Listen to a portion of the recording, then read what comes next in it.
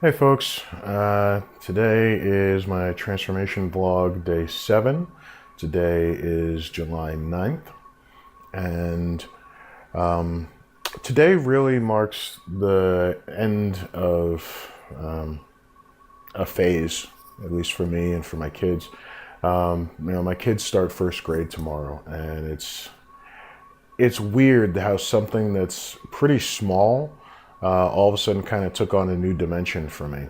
When I think about one, just from what I've heard from parents and other teachers, how different first grade is from kindergarten, just like kindergarten was substantially different from preschool, and how much higher the expectations are in terms of what a child is ready for, what they're expected to learn, how they're expected to behave and comport themselves. And gotta tell you, we've had some challenges in that area in the past, and so I think we've got some catching up to do and a lot of work to do in the next year. But I feel confident that my boys can do it. I feel confident that me and their mother can help them through it.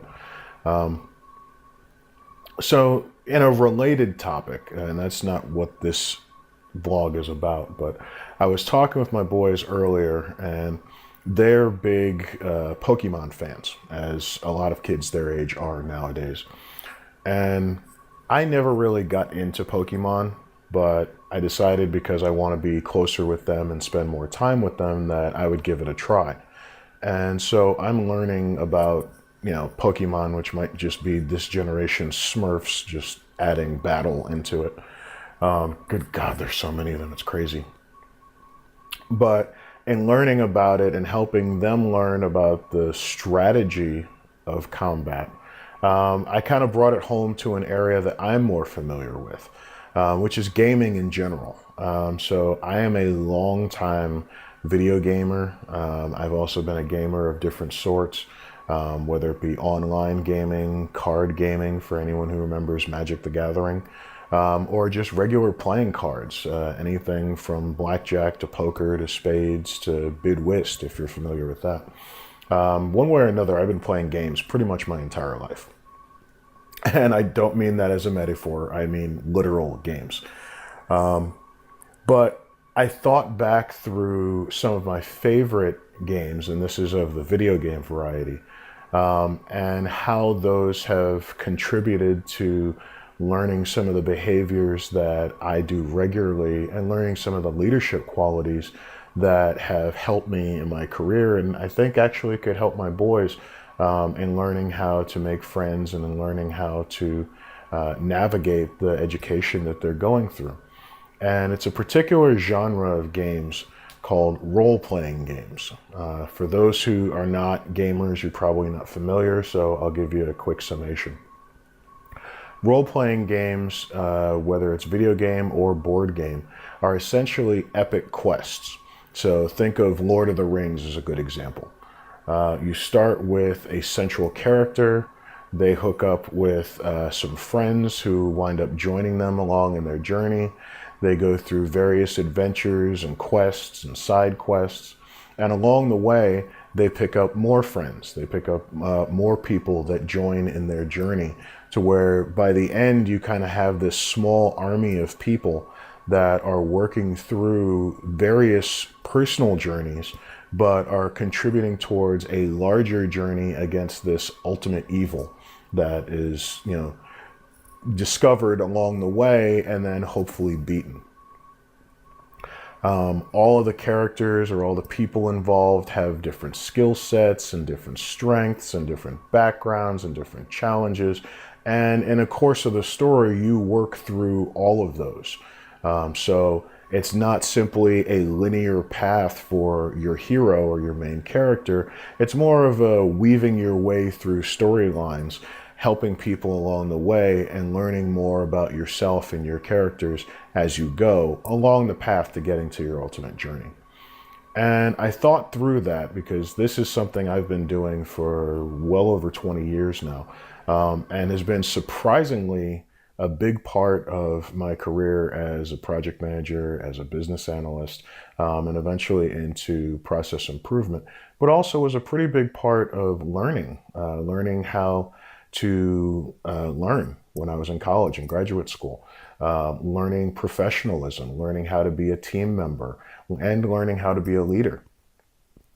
And so I wanted to translate some of these values over to my kids to see if they might help them in terms of the persistence to stick to learning, the openness to new experiences, the willingness to try new challenges and not give up, the willingness to be helpful to others so as to get them onto your team, the openness to hear feedback from other sources.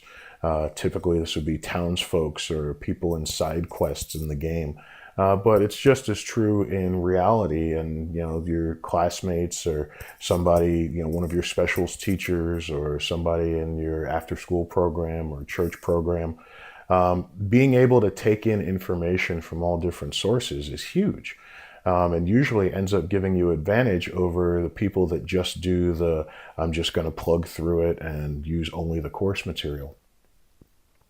And so I tried to use this metaphor, this example of how to learn, how to get people over to your side, how to use altruism as a talent, as well as an attractor, and how to make sure that you keep your ultimate goal in mind, but don't get so locked down in your ultimate goal that you miss out on all of the different things that can make you wiser, make you stronger, make you and your team closer together along the way. And I don't know how much of it sunk in. I'm trying to teach the 6-year-olds, so there's no telling. But the more I think through it, the more I think that there's definitely some wisdom in there that if I develop it a little further, I can help to impart to them, maybe to other kids, maybe to other adults. Who knew Final Fantasy could be so useful? But it's funny, when I take it a step further, I think through other levels or other types of gaming that I've done. And by and large, while I'm a social person in a lot of ways, in some ways I'm very kind of introspective and solitary. And role-playing games tend to be that, unless you're more of the Dungeons and Dragons variety, or you play the online version of RPGs. They're called MMORPG. I don't remember what the MMO stands for. But basically, it's online RPGs. If you're a older school gamer, you probably heard of EverQuest. If you've been anywhere in the last 20 years, you've most likely heard of World of Warcraft. These days, there's even more types of games like League of Legends and things of that nature where people play online in teams. And in many cases, they're playing online with people they haven't met before. So they're forced to kind of create these teams on the fly, work with each other on the fly in order to accomplish a common goal. And as well, it teaches you quite a bit about socializing and learning about people, how to spot people who are pretenders, how to spot selfish people, how to spot assholes, how to deal with people who are not contributing or giving their fair share, how to deal with people who want to take and not give back, as well as how to kind of corral people to a central goal. And the more I think through this, the more I think I want to make this part of the academy that I'm building to help impart some of this knowledge into children and young adults, because I think it's a great metaphor. I think it's a great teaching platform. And because it's interactive, it's something that students have the ability to play with if they have the games available. And these days, the technology is getting cheap enough that it shouldn't be that difficult to provide. So I think in a very roundabout way, this gaming aspect really kind of opened up a new way of building on my curriculum, which I think is a great thing. So, thank you for the insights. Thank you for the guidance, world. One last thing I wanted to show you, and this is just kind of a dork side of me, but one of the things I'm looking to build is an academy for students, if you haven't figured that out. And so in order to keep that front and center, I made myself a coffee mug to kind of keep this front of mind. As you can see, it's pretty huge, but I built it out to constantly remind me that this is where my focus is and this is where my dreams are headed. So if nothing else, the very first thing in the morning while I'm diving into a gigantic mug of coffee, the first thing I'm looking at are my dreams. And that's what I'm diving into and getting my nourishment from. Hopefully this helps. Again, I don't know that I have any of the answers, but I am asking the questions. Have a great day. God bless.